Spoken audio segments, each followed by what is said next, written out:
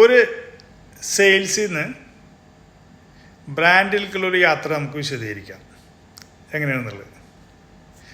ഒരാൾ നിങ്ങളുടെ അടുത്ത് ഒരാവശ്യമായിട്ട് വന്നു, നിങ്ങളത് ക്ലിയർ ചെയ്ത് കൊടുത്ത് എന്ന് പറഞ്ഞാൽ സെറ്റാക്കി കൊടുത്ത്, അപ്പോൾ അതൊരു സെയിലാണ്.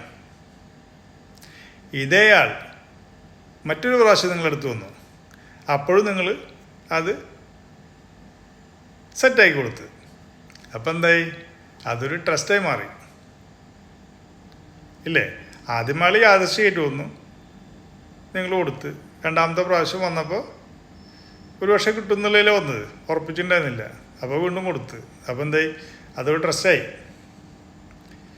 ഇതേയാൾ പല കുറി നിങ്ങളടുത്ത് വന്നു, അപ്പോഴെല്ലാം നിങ്ങളത് ക്ലിയർ ചെയ്ത് കൊടുത്ത്, അപ്പോൾ ആ ട്രസ്റ്റ് ഒരു ലോയൽറ്റിയായി മാറി, എന്ന് വെച്ചാൽ വിശ്വസ്തതയായി മാറി.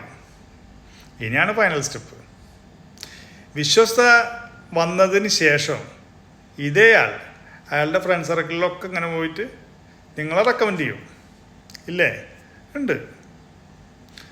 അപ്പോഴാണ് നിങ്ങൾ ഒരു ബ്രാൻഡായിട്ട് ബിൽഡപ്പ് ആവുക, എന്നുവെച്ചാൽ അപ്ഗ്രേഡ് ചെയ്യും. മനസ്സിലായില്ലേ? ആദ്യം സെയില്, പിന്നെ trust, then loyalty, the final step the brand.